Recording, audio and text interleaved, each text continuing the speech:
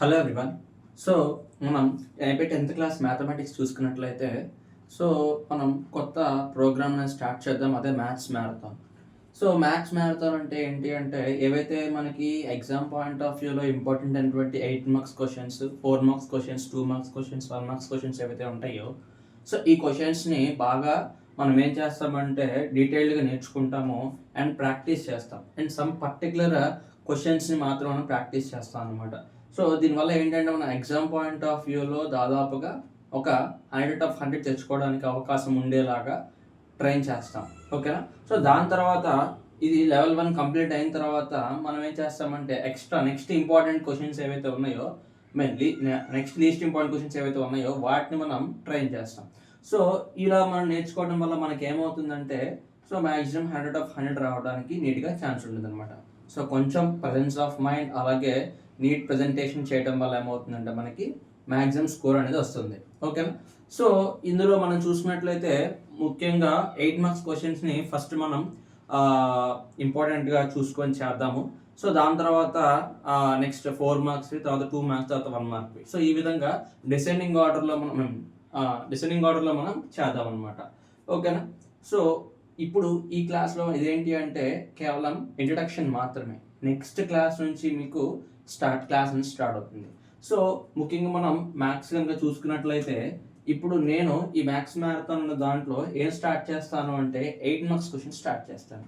So ఇది మనకి 8 marks questions, దాని తర్వాత 4 మార్క్స్ క్వశ్చన్స్, దాని తర్వాత 2 మార్క్స్ క్వశ్చన్స్, దాని తర్వాత 1 మార్క్స్ క్వశ్చన్స్. మీరు ఏం చేస్తారంటే ముందుగా నన్ను నమ్మండి ఫస్ట్. ఓకే, ఇప్పుడు చెప్పే క్వశ్చన్స్ ఏవైతే ఉన్నాయో అవి ఎగ్జామ్ పాయింట్ ఆఫ్ వ్యూలో ఇంపార్టెంట్ క్వశ్చన్స్, అవి వస్తాయి అని చెప్పి ప్రిపేర్ అవ్వాలి. అవి రాకపోతే సార్ అన్నామంటే ఇవి చెప్పేవి కూడా ఎక్కువ అనమాట. ఓకేనా? సో ఒక లెసన్లో దాదాపుగా ఒక 20-30 క్వశ్చన్లు ఉంటే దానిలోంచి ఇంపార్టెంట్వి ప్రీవియస్ పేపర్స్లో చూసి కానీ అదే ఇంపార్టెంట్ మోడల్స్ కానీ ఫిల్టర్ చేసి మనం ఏదైతే నేర్చుకుంటామో దాదాపుగా ఒక 8 to 10 క్వశ్చన్స్ నేర్చుకుంటాం. సో ఈ 8 to 10 క్వశ్చన్స్ మనం ఎలా నేర్చుకుంటాము? ప్రాక్టీస్ చేస్తాము. దాని తర్వాత కంప్లీట్ అయిన తర్వాత ఒకసారి రివిజన్ కూడా చేస్తాం.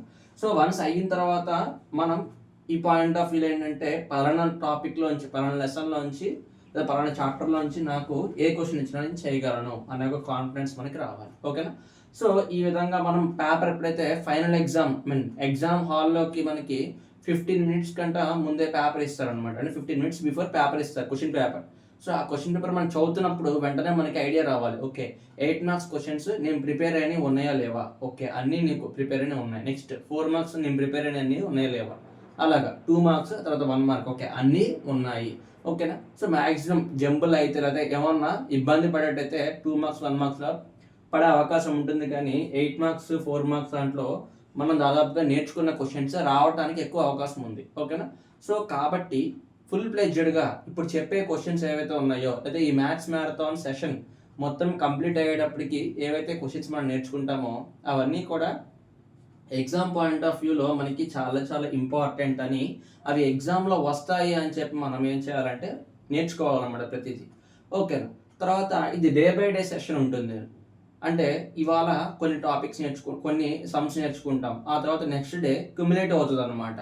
అంటే ఈ నెక్స్ట్ డే వీటితో పాటు ఇంక ఎక్స్ట్రా నేర్చుకుంటాం అనమాట. అలా నేర్చుకుంటూ మనం వెళ్తూ ఉంటాం. ఒక 10 days ఆగి చూస్తే మనకి ఏమవుతుందంటే ఒక 20-30 క్వశ్చన్స్ కంప్లీట్ అయి ఉంటాయి. అయితే ఇక్కడ మీ దగ్గర నుంచి నేను కోరుకునేది ఏంటంటే మీరు గనక దీన్ని స్టార్టింగ్ నుంచి స్టార్ట్ చేద్దాం అనుకున్నప్పుడు ఏ రోజు వరకు ఆ రోజు కంప్లీట్ చేయగలిగితే మనకి నీట్గా క్లియర్గా ఉంటుందన్నమాట. లేదు అంటే మనం వెనకబడతాం. ఓకేనా? సో అలాగా వెనకబడకుండా ఉండాలంటే ఏ రోజు చెప్పింది ఆ రోజు నీట్గా కంప్లీట్ చేయండి. And A day class complete అయిన తర్వాత నెక్స్ట్ డే ఒక స్మాల్ ఎగ్జామ్ ఉంటుంది అనమాట. 30 minutes ఎగ్జామ్ రాయాలి. ఓకేనా? సో రాసి నాకు పిక్స్ పెడితే నేను దాన్ని చూసుకుంటాను. ఓకేనా? నెక్స్ట్ సో మనం ఇందులో 8 మార్క్స్ క్వశ్చన్స్ని మాత్రమే మ్యాథ్స్ ఎగ్జామ్లో మనం 100 out of 100 తెచ్చుకోవడానికి ట్రై చేద్దాం. సో ఇప్పుడు 100 out of 100 విషయాన్ని పక్కన పెట్టండి. సో ఇప్పుడు మనం 8 మార్క్స్ క్వశ్చన్స్ని మనం కనుక గమనిస్తే మనకి క్వశ్చన్ పేపర్లో పార్ట్ 4లో మనకి 29, 30, 31, 32, 33. ఓకేనా? ఇలా ఒక 5 క్వశ్చన్స్ ఉంటాయి అన్నమాట పార్ట్ 4లో. సో ఇందులో మనకి పార్ట్ 4లో మనకి 5 క్వశ్చన్స్ రాయాలి. ఒక్కొక్క క్వశ్చన్ 8 మార్క్స్, ఎన్ని మార్క్స్ 40 మార్క్స్ అనమాట. సో మేజర్ పార్ట్ అనమాట 40 మార్క్స్. సో ఈ 40 మార్క్స్ మనం చూసుకుంటే మళ్ళీ ఈ LAQస్లో మీన్ 8 మార్క్స్ క్వశ్చన్స్లో మనకి ఇంటర్నల్ చాయిస్ అనేది ఉంటుందన్నమాట. అంటే 29th క్వశ్చన్లో మనకి ఐదర్ ఏ కానీ బి కానీ రాయాలి, మీకు తెలుసు. సో డ్రాక్ తెలుసుకోవట్లా స్పీడ్గా చెప్తున్నా. సో ఇందులో కూడా ఏ ఆర్ బి క్వశ్చన్స్ రెండు ఉంటాయన్నమాట. సో రెండిట్లో ఏదైనా ఒకటి రాయాలి, A or B, A or B, ఓకేనా, ఏ ఆర్ బి. సో 29లో ఏ రాసి నెక్స్ట్ 30లో బి రాసి అలా మన ఇష్టం వచ్చినట్టుగా రాసుకోవచ్చు అనమాట. సో ఒక్కొక్క దాంట్లోంచి ఇంటర్నల్ చాయిస్ ప్రకారం రెండింటిలోంచి ఒక క్వశ్చన్ రాసుకుంటూ వెళ్ళాలి. మొత్తం 5 క్వశ్చన్స్ రాస్తాం మనం అవుట్ ఆఫ్ 10. సో 5 8 మనకి 40 మార్క్స్ అనేవి వస్తాయి, ఓకేనా. సో ఇప్పుడు మనం జనరల్గా అయితే మనం స్టార్ట్ చేసేయచ్చు చక్కగా. సో ఒక లెసన్ స్టార్ట్ చేస్తున్నా అని చెప్పి 8 మార్క్స్ క్వశ్చన్ స్టార్ట్ చేయొచ్చు, కానీ కొంచెం స్మార్ట్గా ఆలోచిద్దాం, ఓకేనా. సో మనకి మొత్తం ఎగ్జామ్ పాయింట్ ఆఫ్ వ్యూలో చూసుకుంటే గనక మొత్తం మనకి 14 చాప్టర్స్ ఉన్నాయి మ్యాథమెటిక్స్లో. ఈ 14 చాప్టర్స్లో మనకి 8 మార్క్స్కి వచ్చే లెసన్స్ ఎన్ని ఉన్నాయి అంటే కేవలం 9 చాప్టర్స్ మాత్రమే ఉన్నాయి అనమాట, ఓకేనా. 14 చాప్టర్స్లో 8 మార్క్స్కి వచ్చే చాప్టర్స్ 9 చాప్టర్స్ మాత్రమే ఉన్నాయి. ఇప్పుడు ఈ 9 చాప్టర్స్ నుంచి మనకి ఎన్ని క్వశ్చన్స్ రావాలి ఓవరాల్గా అంటే 10 క్వశ్చన్స్ రావాలి. ఆ 10 క్వశ్చన్స్లో 5 క్వశ్చన్స్ మనం రాయాలి, ఓకేనా. సో స్టూడెంట్ పాయింట్ ఆఫ్ వ్యూలో మాట్లాడితే నేను ఇప్పుడు దీన్ని ఎలా డివైడ్ చేస్తానంటే 2 సెట్లుగా డివైడ్ చేస్తాను, సెట్ 1 సెట్ 2 అనమాట. సెట్ 1 ఏంటి అంటే ఎగ్జామ్ పాయింట్ ఆఫ్ వ్యూలో మీరు క్వశ్చన్ పేపర్ చూడంగానే అది కూడా 8 మార్క్స్లో ఏది ఎక్కువగా చూస్ చేసుకుంటారు, లైక్ నార్మల్ ఐక్యూ ఉన్న స్టూడెంట్ ఏది బెటర్గా చూస్ చేసుకుంటాడు అనే దాని గురించి చెప్తాను. అలాగే కొన్ని టిప్స్ కూడా చెప్తాను, ఓకేనా. సో ఇప్పుడు ఇక్కడ మనకి సెట్ 1 అలాగే సెట్ 2 నాన్న. సో సెట్ 1లో వచ్చేప్పటికి మనం ఫస్ట్ది ఏంటి అంటే రియల్ నెంబర్స్, ఏంటన్నా రియల్ నెంబర్స్. ఇప్పుడు సెట్ 1లో ఫస్ట్ది అంటే అర్థమైంది 29th క్వశ్చన్లో ఏ వస్తాయని. ఒక 8 మార్క్స్ క్వశ్చన్ రియల్ నెంబర్స్లోంచి వస్తుంది, ఓకేనా. ఒక 8 మార్క్స్ క్వశ్చన్ ఎక్కడి నుంచి వస్తుందన్న రియల్ నెంబర్స్ నుంచి మనకి ఇవ్వడం జరుగుతుంది. సో దాంతోపాటు మనకి ఇంకొకటి ఏమొస్తుంది అంటే ఒక్క నిమిషం. సో ఫస్ట్ రియల్ నెంబర్స్, దాని తర్వాత మనకి 8 మార్క్స్ క్వశ్చన్ ట్రయాంగిల్స్ నుంచి వస్తాయి అనుకుంటా.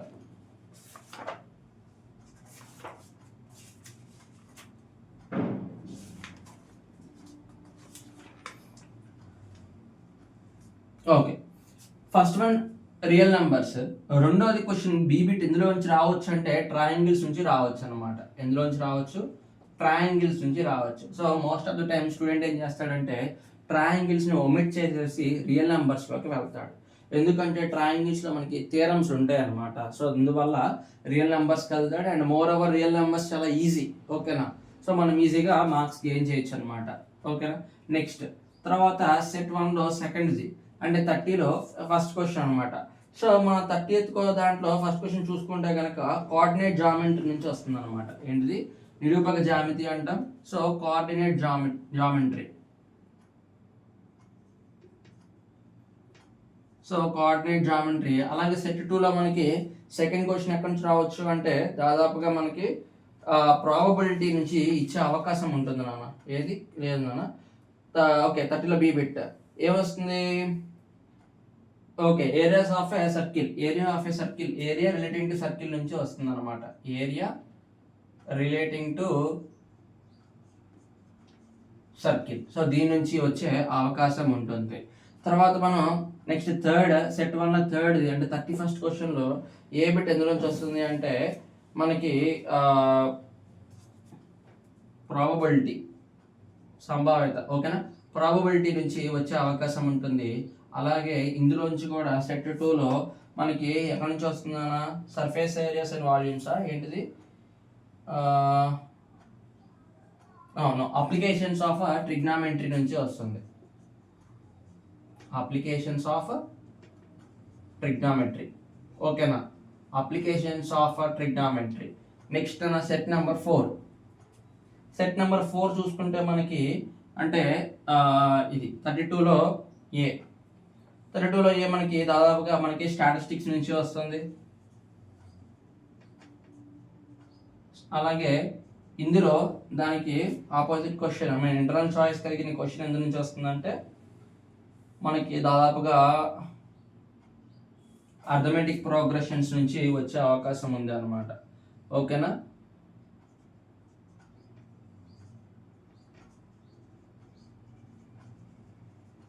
సో అర్థమెటిక్ ప్రోగ్రెషన్ నుంచి వచ్చే అవకాశం ఉంది. ఇక లాస్ట్ది నాన్న ఫిఫ్త్ రోమన్లో మనకి 33 రోమన్ ఎందులోంచి వచ్చే అవకాశం ఉంది అంటే దాదాపుగా మనకి పెయిర్ ఆఫ్ లీనియర్ ఈక్వేషన్స్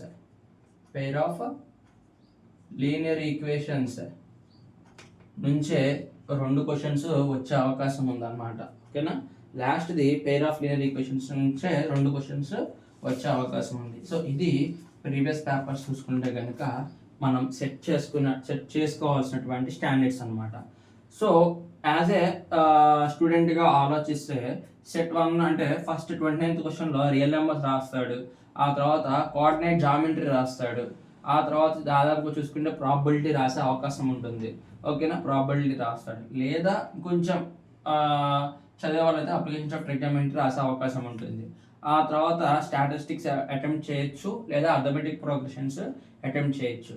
అలాగే లాస్ట్ది pair of linear equations.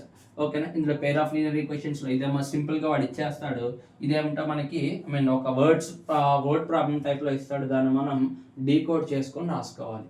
So ఇప్పుడు ఇక్కడ అర్థం చేసుకోవాల్సిన విషయం ఏంటి అంటే, సార్ నేను ఇదే రాయాలి, ఇది రాయకూడదు అంటే ఎగ్జామ్ పాయింట్ ఆఫ్ వ్యూలో మనం ఏదైనా రాయొచ్చు. బట్ మనం ఇక్కడ ఏం చెప్తున్నాను, స్కోరింగ్ గురించి మాట్లాడుతున్నా. 100 out of 100 రావాలి అంటే అని చెప్పి మాట్లాడుతున్నా. సో ఎలాగంటే ఈ సెట్ 1 అంటే ఏవైతే మార్క్స్ ఎక్కువ పడతాయి అన్న వాటిని మనం చూస్ చేసుకున్నాం అనుకో, ఆటోమేటిక్గా మనకి ఎక్కువ మార్క్స్ వస్తాయి. ఇప్పుడు ఇక్కడ మనం రియల్ నెంబర్స్ యూజ్ చేసుకోవచ్చు, కోఆర్డినేట్ జామెట్రీ, ప్రాబబిలిటీ. ఇక్కడ చూడండి స్టాటిస్టిక్స్ అలాగే అర్థమెటిక్ ప్రోగ్రెషన్స్, రెండిట్లో ఏది తీసుకోవాలి సార్ అంటే మీకు ఏది బాగా వస్తే అదే తీసుకోండి. ఓకేనా? మీరు ఏది బాగా అటెంప్ట్ చేయగలరు అనిపిస్తే అదే తీసుకోండి. కానీ నా పాయింట్ ఆఫ్ వ్యూలో నేను ఏం మాట్లాడతానంటే as per the scheme of valuation, అంటే ఎగ్జామ్ మీరు రాసేసిన తర్వాత కరెక్షన్ చేసే విధానాన్ని బట్టి చూస్తే ఇక్కడ స్టాటిస్టిక్స్లో మనకి మార్క్స్ ఈజీగా 8 మార్క్స్ ఈజీగా డిస్ట్రిబ్యూట్ అవుతాయి అనమాట. ఫర్ ఎగ్జాంపుల్ టేబుల్ వేసినందుకు మార్కులు, ఆ టేబుల్ వేసినందుకు తర్వాత అందులో మనం ఏవైతే కావాల్సినవి, ఫర్ ఎగ్జాంపుల్ బి అనుకో సిగ్మా ఎఫ్ఐ ఎక్స్ఐ ఉంది అనుకుందాం, సిగ్మా ఎఫ్ఐ యుఐ ఉంది, అది కనుక్కొని యాడ్ చేసాం మొత్తాన్ని, సిగ్మా ఎఫ్ కనుక్కున్నాం, యాడ్ చేసాం మొత్తాన్ని. సో దీనికి కూడా మార్కులు ఉంటాయి. దాని తర్వాత ఫార్ములాకి మార్కులు ఉంటాయి అనమాట. ఓకేనా? లైక్ మీన్ అడిగాడు, మీడియన్ అడిగాడు, మోడ్ అడిగాడు, దాని ఫార్ములా ఉంటుంది కదా, సో దానికి మార్కులు ఉంటాయి. ఆ తర్వాత ఈ వాల్యూస్ ఏవైతే మీరు డిరైవ్ చేశారో వాటిని సబ్స్టిట్యూట్ చేసి సొల్యూషన్ చేస్తారు కదా, సో దానికి ఏమవుతాయి అంటే మార్కులు ఉంటాయి అనమాట. సో ఈ విధంగా ఏమవుతుందంటే మనకి మార్క్స్ ఈజీగా డిస్ట్రిబ్యూట్ అయి ఉంటుంది. So better go for statistics. ఒకవేళ మీకు స్టాటిస్టిక్స్ క్వశ్చన్ కన్నా అర్థమెటిక్ ప్రోగ్రెషన్స్ బాగా వచ్చి ఉంది అంటే సో అప్పుడు అర్థమెటిక్ ప్రోగ్రెషన్స్కి వెళ్ళొచ్చు. Next pair of linear equations నుంచి 2 క్వశ్చన్స్ వస్తే గ్రాఫ్లు మనం రాసుకోవాలి. మన మైండ్ సెట్ ఎలా ఉండాలి అంటే ఫస్ట్ మనం 8 మార్క్స్ క్వశ్చన్ స్టార్ట్ చేస్తాం, ఎందుకంటే ఎప్పుడు కూడా ఎక్కువ మార్కులు ఉన్నాయి ముందు స్టార్ట్ చేయాలన్నమాట. దీనివల్ల ఏమవుతుందంటే మన ప్రజెంటేషన్ నీట్గా ఉండడం వల్ల ఎటువంటి తప్పులు పోకుండా నీట్గా రాస్తాము, అండ్ రాసే ప్రతి క్వశ్చన్ 8కి 8 పడే అవకాశం ఉంటుంది. అండ్ మోర్ ఓవర్ తర్వాత చూసుకుంటే మనకి 8 మార్క్స్ క్వశ్చన్స్ తర్వాత 4 మార్క్స్ తర్వాత 2 మార్క్స్ తర్వాత 1 మార్క్. ఒకవేళ టైం సరిగ్గా సరిపోకపోతే మనకి మిగిలేవి ఇంకా చివరి చూసుకుంటే 1 మార్క్ క్వశ్చన్స్ మిగులుతాయి. 12 క్వశ్చన్స్ ఇస్తాడు, ఒకటి 1 మార్క్, 12 మార్క్స్ రాయాలి మనం. ఒకవేళ ఇన్ కేస్ బ్యాడ్ కేస్ సినారియోలో మాట్లాడుతున్నా, ఒకవేళ అటెంప్ట్ చేయలేకపోయారు అనుకుందాం, ఒక 2 క్వశ్చన్స్ వదిలేశారు అనుకుందాం, టైం సరిపోక, మ్యాక్సిమం వదలకూడదు, వదిలే అవకాశం ఉండదు, బట్ మామూలు చెప్తున్నాను. ఒకవేళ వదిలేస్తే కనుక మహా అయితే పోయి 2 మార్కులే అక్కడ మీకు ఛాన్స్. అంతేగాని 1 మార్క్కి స్టార్ట్ చేసి చివరికి వచ్చి 8 మార్క్స్ మనం ఎడపెడ రాసాం అనుకోండి, 8కి 6 4 పడతాయి. దానివల్ల మనం ఎక్కువ మార్క్స్ కోల్పోవాల్సిన అవసరం వస్తుంది. సో ఇది బెస్ట్ మెథడ్ అనమాట. ఓకేనా? డిసైనింగ్ ఆర్డర్లో ఐటమ్. ఓకేనా? ఫస్ట్ 8 మార్క్స్, తర్వాత 4 మార్క్స్, తర్వాత 2 మార్క్స్, తర్వాత 1 మార్క్ నీట్గా ప్రజెంట్ చేయాలి. ఓకేనా? సో ఆ తర్వాత నెక్స్ట్ స్ట్రాటజీ వచ్చినప్పటికి ఏంటి అంటే ఈ ఏవైతే మీకు బాగా వచ్చినాయో అవి ఫస్ట్ రాసేస్తారు, ఆ తర్వాత 4 మార్క్స్ రాస్తారు, ఆ తర్వాత 2 మార్క్స్, ఆ తర్వాత 1 మార్క్స్ రాస్తారు. ఇది కంప్లీట్ అయిన తర్వాత ఖచ్చితంగా మీరు ఏం చేయాలంటే ఒకసారి మళ్ళీ 8 మార్క్స్కి వచ్చి మీరు రాసిన వాటిని చెక్ చేసుకోండి. ఈవెన్ స్ట్రైక్ ఆఫ్ కూడా ఉండకూడదు అనమాట.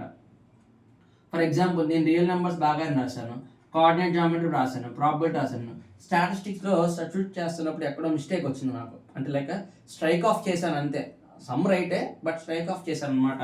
అండ్ కొన్ని మిస్టేక్స్ కూడా ఉన్నాయి, అంటే కొట్టేసి రాశాను అనుకుందాం, ఓవర్ రైటింగ్ చేశాను అనుకుందాం. ఆ తర్వాత ఇది రాస్తాను నీట్గా. ఇప్పుడు నేనేమంటానంటే చివరి టైం మిగిలితే అని అన్నీ అయిన తర్వాత 4 మార్క్స్ 2 మార్క్స్ 1 మార్క్ కూడా కంప్లీట్ అయిన తర్వాత చాయిస్ అని పెట్టి ఏదైతే తప్పుపోయిందో ఓవర్ రైటింగ్ ఉందో దానికి ఆపోజిట్గా చాయిస్ రాయండి, ఓకేనా. అంతేగాని చాయిస్ రాయమన్నారు కదా అని ఇది రైట్ రాసినా మళ్ళీ దీనికి రాసామనుకోండి వేస్ట్ ఆఫ్ టైం అనమాట.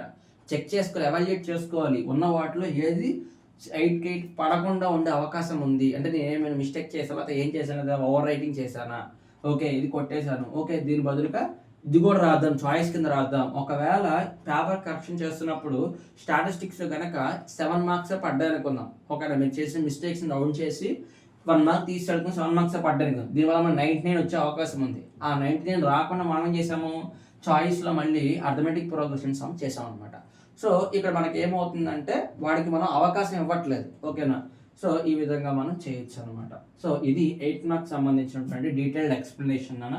సో నెక్స్ట్ క్లాస్లో మనం ఏం చేద్దామంటే ఒక పర్టికులర్ టాపిక్ తీసుకొని స్పీడ్గా మనం ఏం చేద్దామంటే కంప్లీట్ చేసుకుంటూ వెళ్దాం, ఓకేనా. ఈజీ కాకుండా కొంచెం కాంప్లెక్స్ వాటి నుంచి మనం నేర్చుకుంటూ వెళ్దాం, సో దట్ మనకి కూడా ఈజీగా కంప్లీట్ అవుతుంది. సో దగ్గర ఒక 10 to 15 డేస్లో ఇవైతే కంప్లీట్ అయిపోతాయి. సో ఆటోమేటిక్గా మీకు 8 మార్క్స్ మీద గ్రిప్ వస్తే నెక్స్ట్ 4 మార్క్స్ కూడా ఇలాగే డిస్కస్ చేసి సెట్స్ వైజ్గా డివైడ్ చేసుకొని మళ్ళీ అవి కూడా నేర్చుకుందాం, ఓకేనా. సో నెక్స్ట్ క్లాస్లో మనం ఒక టాపిక్ తీసుకొని స్టార్ట్ చేద్దాం.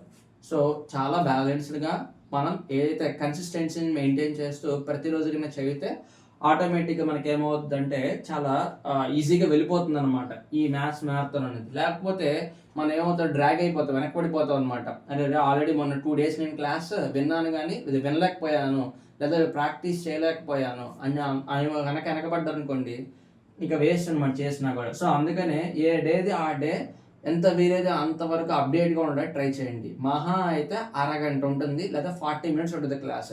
దాని తర్వాత ఎక్స్ట్రా ఇంకొక హాఫ్ అన్ అవర్ 20 minutes తీసుకోండి. అంటే ఓవరాల్గా మీ డేలో నాకు కావాల్సిన టైం 1 hour మాత్రమే. ఈ 1 hourలో మీరు ఏదైతే ప్రాక్టీస్ చేస్తారో సో అవి ఖచ్చితంగా ఎగ్జామ్ పాయింట్ ఆఫ్ వ్యూలో ఇంపార్టెంట్, ఓకేనా. మీకు బాగా వచ్చు, ఓకే అప్పుడు విని ఒకసారి మెథడ్స్ రాసేయండి, ఓకేనా. లేదా మీకు సరిగ్గా రాలా జస్ట్ ప్రాక్టీస్ చేయి ఒకసారి, ఆటోమేటిక్గా మీకు అది వస్తుంది, ఓకేనా. సో వెంటనే నెక్స్ట్ డే ఎగ్జామ్ రాయడం వల్ల ఏమవుతుందంటే మీకు ఆటోమేటిక్గా మీరు అర్థం చేసుకోగలరు ఎక్కడ వెనకబడ్డారని, ఓకేనా. సో ఇక నెక్స్ట్ క్లాస్లో స్టార్ట్ చేద్దాము. సో ఇది మ్యాథ్స్ మ్యారథాన్ సంబంధించిన basic introduction. So 8 marks questions next క్లాస్లో స్టార్ట్ చేస్తాను. Thank you.